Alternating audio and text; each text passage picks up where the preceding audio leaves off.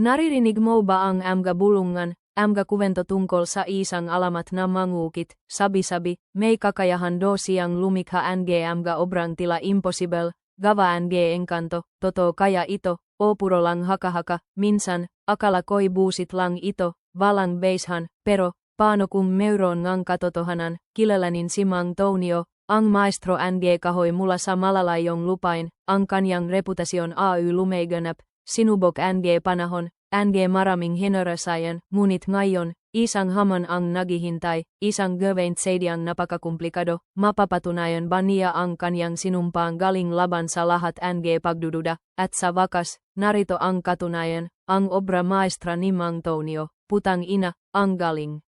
Walang kapantay, bawat detalye, bawat kurba, sumisayo ang henyo at tiyaga, tunay enga siyang Ming Fukishi, hindi lang siya maestro, kundi isang alamat, sino ngayon ang gago na magdududa pa sa kapangyarihan ng isang tunay na sining.